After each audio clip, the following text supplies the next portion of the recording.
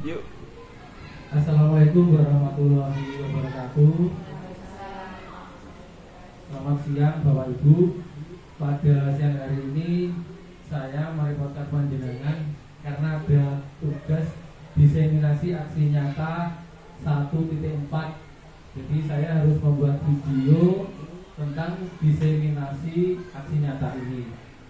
Sebenarnya saya sudah melakukan 3 kali rekaman, tapi hasilnya tidak memadai, jadi harus merepotkan panjenengan semua. Diseminasi aksi nyata 1.4. Bapak Ibu perkenalkan, nama saya DJ Prasetyo.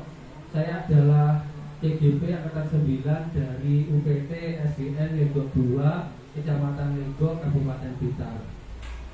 Next dulu. Sebagai seorang guru, kita harus memiliki kemampuan dalam mewujudkan budaya positif di sekolah. Budaya positif itu adalah budaya baik yang kita lakukan di sekolah kita.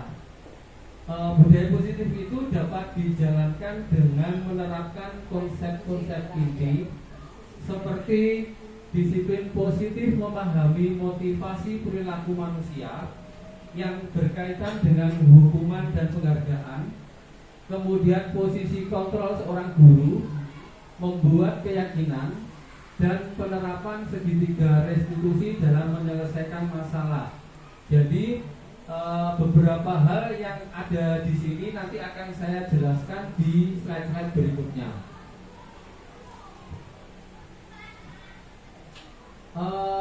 Apa disiplin positif itu? Disiplin positif adalah cara penerapan disiplin yang mengajarkan anak untuk bertanggung jawab dan menumbuhkan kesadaran diri berdasarkan nilai-nilai kebajikan. Jadi diharapkan anak-anak itu akan melakukan budaya positif itu menurut tanggung jawabnya sendiri. Jadi tidak ada paksaan. Kemudian disiplin positif ini lebih ke arah disiplin diri yang dapat mengontrol diri dalam melakukan segala tindakan. Jadi ketika anak sudah memiliki disiplin positif, maka dia sudah tahu apa yang harus dilakukan dan apa yang harus ditinggalkan. Kemudian disiplin positif ini dapat membuat murid memahami dan menyadari berdasarkan motivasi internal, bukan akibat paksaan, pujian, atau hukuman. Ini yang saya maksud adalah motivasi ini muncul dari dalam diri mereka masing-masing. Jadi tidak ada paksaan, tidak ada pujian atau hukuman. Jadi mereka tidak perlu mendapatkan hukuman atau pujian, tapi akan muncul pada diri mereka sendiri. Motivasi perilaku manusia itu dilakukan untuk menghindari ketidaknyamanan atau hukuman, yang pertama. Kemudian untuk mendapatkan imbalan atau penghargaan dari orang lain. Ini motivasi sebelum anak memiliki disiplin positif. Kemudian untuk menjadi orang yang mereka inginkan dan menghargai diri sendiri dengan nilai-nilai yang mereka percaya. Ini yang saya akan menjelaskan tentang motivasi internal. Motivasi internal ini untuk menjadi orang yang mereka inginkan dan menghargai diri sendiri dengan nilai-nilai yang mereka percaya. Jadi hindari hukuman dan pemberian penghargaan yang berlebihan untuk meminimalisir motivasi eksternal dalam diri murid. Jadi begini, kalau kita memberikan iming-iming hadiah atau pujian kepada anak, itu nanti bersifat sementara. Kesadaran mereka akan budaya positif itu bersifat sementara. Tapi kalau misalnya pujian dan iming-iming hadiah itu spontan, itu tidak apa-apa. Jadi kalau misalnya kita memberikan hukuman A begitu kepada anak, itu pun juga akan berlangsung tidak lama. Justru kadang mereka akan dendam kepada kita. Jadi motivasi internal ini dulu yang harus kita wujudkan kepada anak. Ada lima posisi kontrol seorang guru. Yang pertama adalah seorang guru sebagai penghukum, kemudian seorang guru sebagai teman, seorang guru sebagai pemantau, kemudian seorang guru pembuat rasa bersalah, dan posisi kontrol seorang guru sebagai manajer. Guru sebagai penghukum. Seorang penghukum bisa menggunakan hukuman fisik maupun verbal. Orang-orang yang menjalankan posisi penghukum senantiasa mengatakan bahwa sekolah memerlukan sistem atau alat yang dapat lebih menekankan murid-murid lebih dalam lagi. Guru-guru yang menerapkan posisi penghukum akan berkata, patuhilah aturan saya atau awas. Kamu selalu saja salah. Kemudian selalu, pasti selalu yang terakhir selesai. Nah, guru seperti ini senantiasa percaya hanya ada satu cara agar pembelajaran itu bisa berhasil, yaitu cara guru tersebut. Kemudian guru sebagai pembuat rasa bersalah. Pada posisi ini, biasanya guru akan bersuara lebih lembut. Pembuat orang merasa bersalah akan menggunakan keheningan yang membuat orang lain itu merasa tidak nyaman, bersalah, atau rendah diri. Kemudian kata-kata yang keluar dengan lembut akan seperti begini. Ibu sangat kecewa sekali dengan kamu. Berapa kali Bapak harus memberitahu kamu ya? Gimana coba kalau orang tua kamu tahu kamu berbuat begini? Pada posisi ini, anak akan merasa bersalah. Oh iya, kalau begini kok mesakne ibu guruku, bapak ibu guruku. Terus bagaimana ya dengan orang tua saya? Gitu. Di posisi ini, murid akan memiliki penilaian diri yang buruk tentang diri mereka. Murid merasa tidak berharga dan telah mengecewakan orang-orang yang disayanginya. Berikutnya adalah guru sebagai teman. Pada saya sebelumnya ini mempraktekkan guru sebagai teman, tapi ternyata ini bukan posisi yang ideal bagi seorang guru. Guru pada posisi ini tidak akan menyakiti murid, namun akan tetap berupaya mengontrol murid melalui persuasi. Posisi teman pada guru bisa negatif ataupun positif. Positif di sini berupa hubungan baik yang terjalin antara guru dan murid. Guru di posisi teman menggunakan hubungan baik dan humor untuk mempengaruhi seseorang. Dan guru itu akan berkata, ayo bantulah demi Bapak ya. Ayo, ingat tidak bantuan yang Bapak berikan selama ini. Kemudian ada juga begini, ya sudah, kali ini tidak apa-apa. Nanti ibu bantu bereskan. Hal negatif dari posisi teman adalah bila suatu saat guru tersebut tidak membantu, maka murid akan kecewa dan berkata, saya pikir bapak atau ibu teman saya. Nah, murid merasa dikecewakan dan tidak mau lagi berusaha. Ini terjadi pada diri saya. Jadi kalau saya tidak menuruti kemauan mereka menjadi rasa-rasa begitu. Nah, hal yang lain mungkin timbul adalah murid hanya akan bertindak untuk guru tertentu. Nah ini hanya pada guru wali kelasnya saja. Nanti kalau dengan guru yang lain sudah beda lagi. Dan satu lagi kembali lagi dulu. Dan tidak untuk guru lain. Murid akan tergantung pada guru tersebut. Kemudian guru sebagai pemonitor atau pemantau. Memonitor berarti mengawasi. Pada saat kita mengawasi, kita bertanggung jawab atas perilaku orang-orang yang kita awasi. Posisi pemantau berdasarkan pada peraturan-peraturan dan konsekuensi. Dengan menggunakan sanksi atau konsekuensi, kita dapat memisahkan hubungan pribadi kita dengan murid sebagai seorang yang menjalankan posisi pemantau. pertanyaan yang diajukan sebagai seorang pemantau, peraturannya apa? Apa yang telah kamu lakukan? Sanksi atau konsekuensinya apa? Di sini seorang pemantau sangat mengandalkan penghitungan, catatan data yang dapat digunakan sebagai bukti atas perilaku seseorang. Posisi ini akan menggunakan stiker, slip catatan, daftar cek. Posisi monitor sendiri berawal dari teori stimulus respon yang menunjukkan tanggung jawab guru dalam mengontrol murid.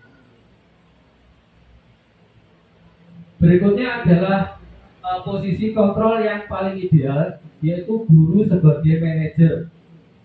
Posisi terakhir ini di mana posisi mentor, guru berbuat sesuatu bersama dengan murid, mempersilahkan murid mempertanggungjawabkan perilakunya, mendukung murid agar dapat menemukan solusi atas permasalahannya sendiri. Bapak Ibu, jadi 5 kontrol posisi guru ini adalah posisi yang akan kita gunakan ketika kita mendapatkan atau kita memperlakukan anak didik kita. Seorang manajer telah memiliki keterampilan di posisi teman maupun pemantau, dan dengan demikian bisa jadi di waktu-waktu tertentu kembali kepada kedua posisi tersebut bila diperlukan. Namun bila kita menginginkan murid-murid kita menjadi manusia yang merdeka, mandiri dan bertanggung jawab, maka kita perlu mengacu pada restitusi yang dapat menjadikan murid kita itu seorang manajer bagi dirinya sendiri. Pada posisi manajer, murid itu diajak untuk menganalisis kebutuhan dirinya maupun kebutuhan orang lain. Di sisi penekanan, bukan pada kemampuan membuat konsekuensi, namun dapat berkolaborasi dengan murid bagaimana memperbaiki kesalahan yang ada. Seorang manajer akan berkata, apa yang kita yakini. Jadi ini kembali ke keyakinan kelas. Nanti saya akan mengulas keyakinan kelas tapi di belakang. Kemudian apa kamu meyakininya? Jika kamu meyakininya, apakah kamu bersedia memperbaikinya? Jika kamu memperbaiki ini, hal ini menunjukkan apa tentang dirimu? Kemudian apa rencana kamu untuk memperbaiki hal ini? Ini posisi manajer ini sangat menarik. Jadi tugas seorang manajer itu bukan untuk mengatur perilaku seseorang, tapi kita membimbing murid untuk dapat mengatur dirinya sendiri. Seorang manajer bukannya memisahkan murid dari kelompoknya, tapi mengembalikan murid tersebut ke kelompoknya dengan lebih baik dan kuat. Jadi bisa jadi dalam praktek penerapan disiplin ini kita akan kembali ke posisi teman, kita kembali ke posisi pemantau. Karena mengapa? Karena murid yang ditangani belum siap diajak berdiskusi atau diundang melakukan restitusi. Jadi belum paham keyakinan yang sudah disepakati di kelas itu apa. Namun perlu disadari tujuan akhir dari 5 posisi kontrol seorang guru adalah pencapaian posisi manajer. Jadi sebenarnya 4 posisi sebelumnya itu tidak salah, tapi yang paling ideal adalah posisi manajer. Kenapa? Karena di posisi ini murid itu dapat menjadi pribadi yang mandiri, pribadi yang merdeka dan bertanggung jawab atas segala perilaku dan sikapnya. Yang selanjutnya akan menciptakan lingkungan yang positif, nyaman dan aman. 5 kebutuhan dasar manusia. Ini 5 kebutuhan ini bukan 5 kebutuhan pokok gitu ya, 5 kebutuhan dasar di sini dalam dalam pendidikan. Ya, yang pertama adalah bertahan hidup, penguasaan, kesenangan, kasih sayang dan rasa diterima, kemudian kebebasan. Kebutuhan cinta dan kasih sayang. Kebutuhan ini dan 4 kebutuhan yang akan saya bahas ini merupakan kebutuhan psikologis. Kebutuhan ini meliputi kebutuhan akan koneksi sosial. Jadi hubungannya dengan manusia yang lain. Kebutuhan ini memberi dan menerima kasih sayang untuk merasa menjadi bagian dari suatu kelompok. Kebutuhan ini juga meliputi keinginan untuk tetap berhubungan dengan orang lain seperti keluarga, orang terdekat, pasangan hidup, teman kerja, dan kelompok di mana kita tergabung. Kemudian orang-orang yang memiliki kebutuhan dasar cinta dan kasih sayang yang tinggi ini biasanya disukai dan diterima oleh lingkungannya. Mereka akrab dengan keluarga, kemudian dengan teman, kemudian dengan kelompoknya, begitu. Mereka biasanya mereka belajar karena mereka juga akrab dengan keluarganya. Biasanya mereka belajar karena suka dengan gurunya. Bagi mereka, teman sebaya sangat penting. Mereka biasanya juga suka bekerja dalam kelompok. Yang selanjutnya, kebutuhan untuk bertahan hidup. Kebutuhan ini bersifat fisiologis, misalnya kesehatan, kemudian rumah dan makanan.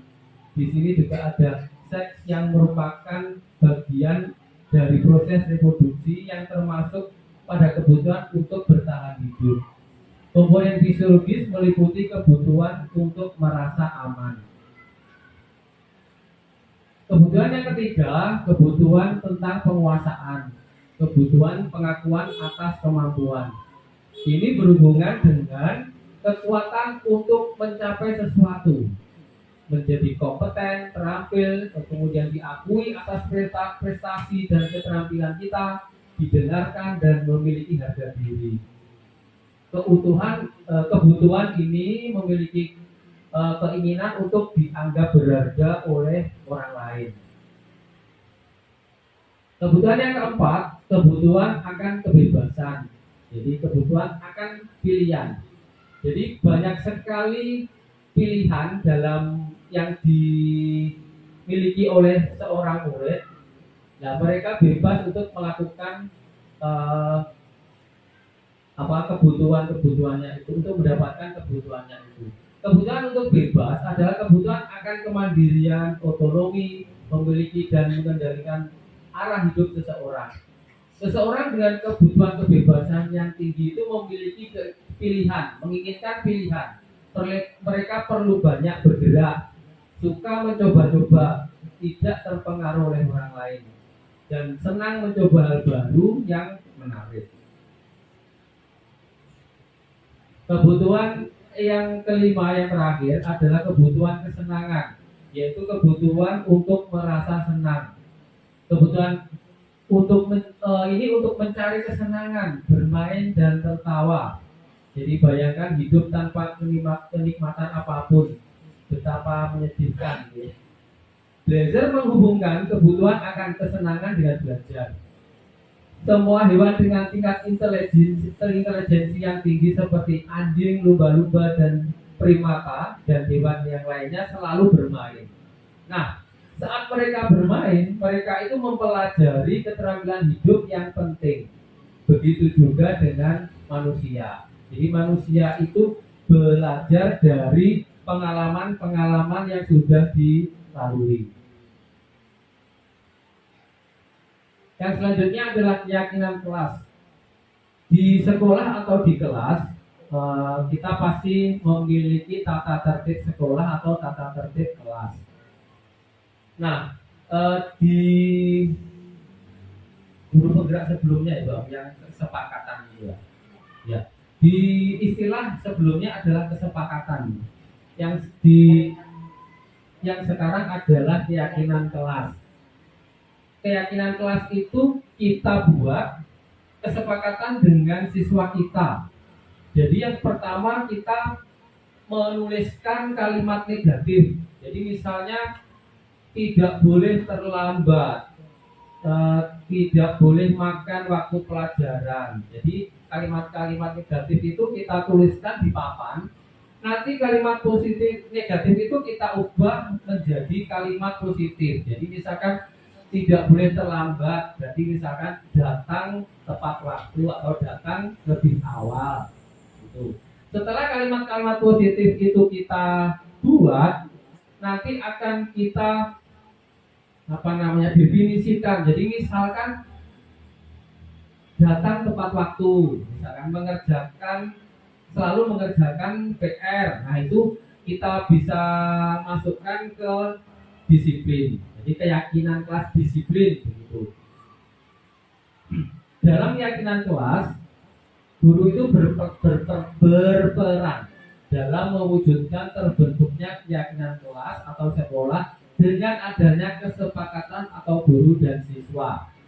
Jadi karena sudah ada kesepakatan, tadi di depan ada 5 posisi guru. Nanti makanya kita menanyakan keyakinan itu kepada anak. Keyakinan apa yang sudah kamu langgar? Nah, gitu. Kemudian keyakinan kelas atau sekolah berupa pernyataan universal yang mudah diingat dan dipahami dan harus diterapkan di lingkungan sekolah. Ini adalah segitiga restitusi Bapak Ibu. Jadi ketika kita itu menghadapi masalah dengan murid kita, kita melakukan segitiga restitusi ini. Yang pertama adalah menstabilkan identitas, kemudian yang di sebelah kanan itu menanyakan keyakinan, kemudian memvalidasi tindakan yang salah.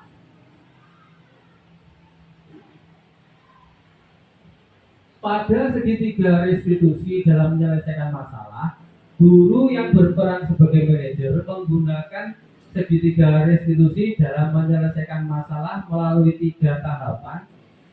Tadi ada menstabilkan identitas, validasi tindakan yang salah, dan menanyakan keyakinan.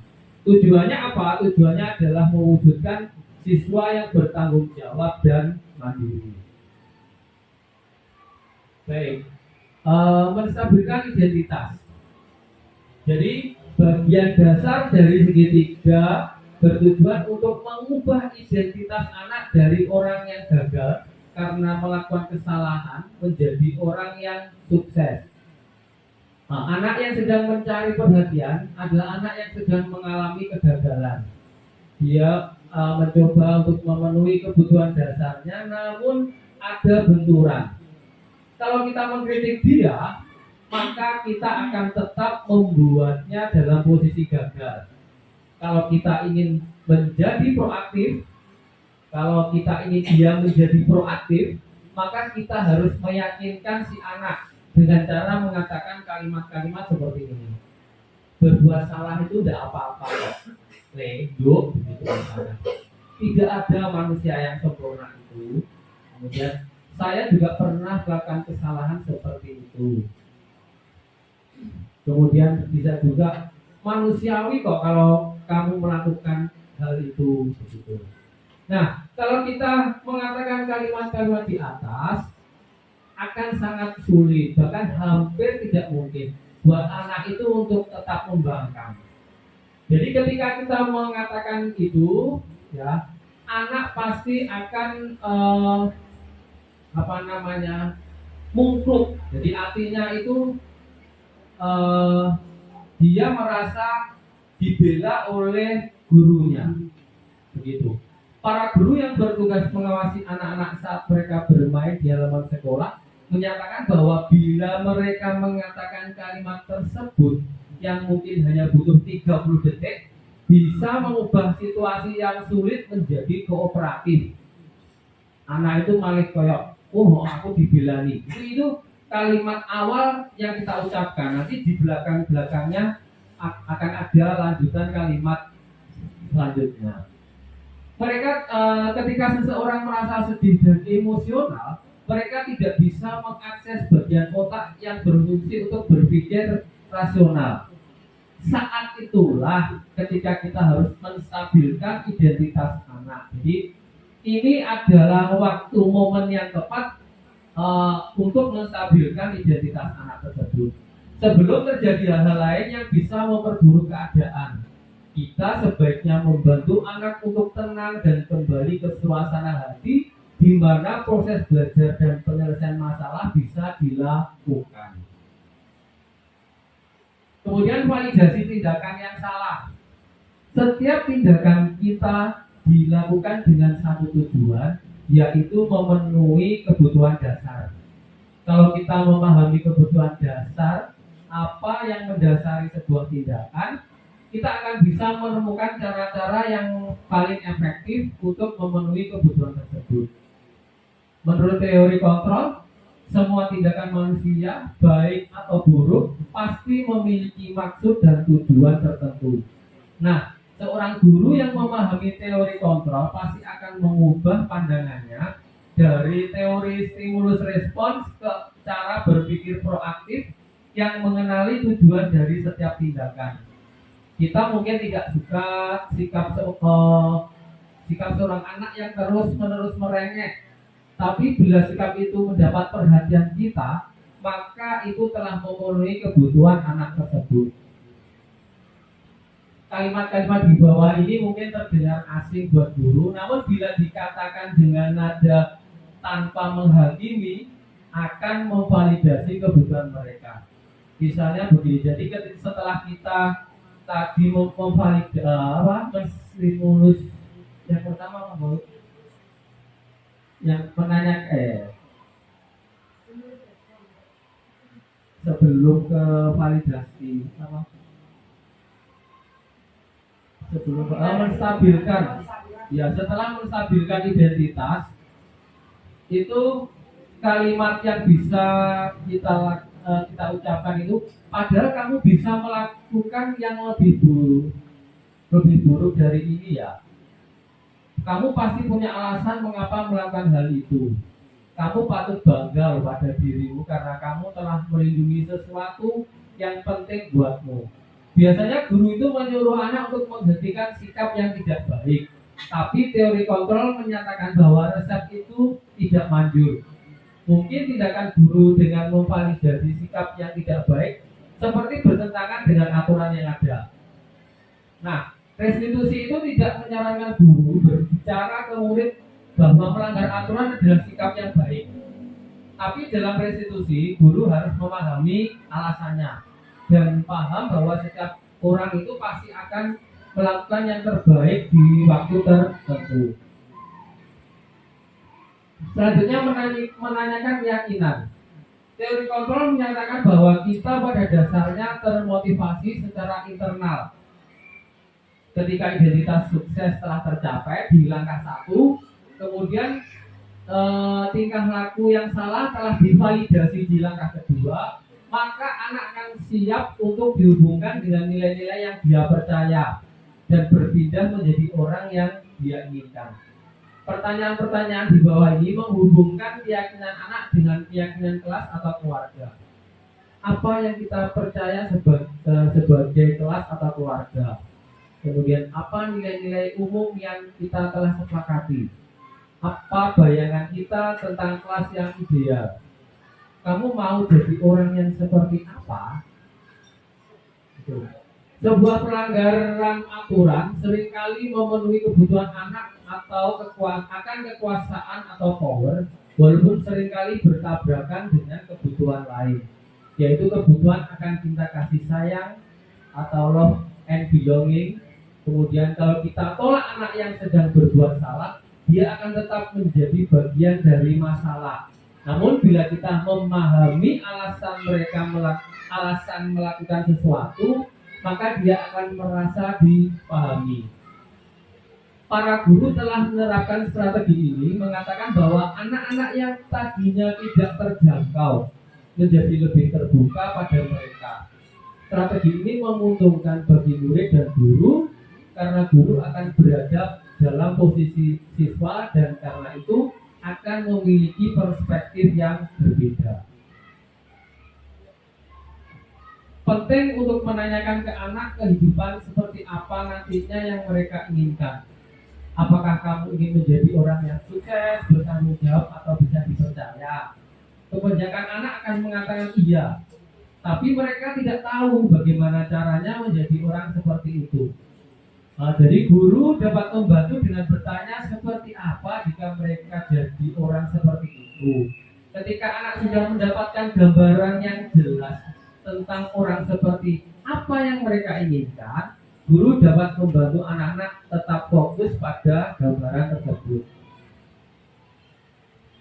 Bapak Ibu, dengan menjalankan budaya positif di sekolah, maka akan mempermudah terwujudnya tujuan nasional sesuai dengan filosofi KHD, yaitu pendidikan yang berpihak pada murid dan menuntun sesuai kodratnya. Kita sudah melakukan budaya positif ini, jadi kita mulai dari ketika anak-anak berangkat ke sekolah, kita anak-anak bersalaman di gapura, kemudian membaca surat pendek di awal pelajaran, berdoa, kemudian juga sholat duha, sholat duhur berjamaah, kemudian istighosa, itu sudah merupakan budaya positif. Jadi di sekolah kita alhamdulillah sudah melaksanakan hal itu, harus terus kita lakukan, bahkan kita bisa menambahkan dengan budaya-budaya positif yang lain. Jadi saya kira itu Bapak Ibu yang bisa saya sampaikan, berbagi, sharing tentang guru penggerak yang sekarang sudah di modul 1.4. Terima kasih sudah merepotkan panjenengan. Kemudian mohon maaf atas segala salah. Akhirul kalam. Wassalamualaikum warahmatullahi wabarakatuh.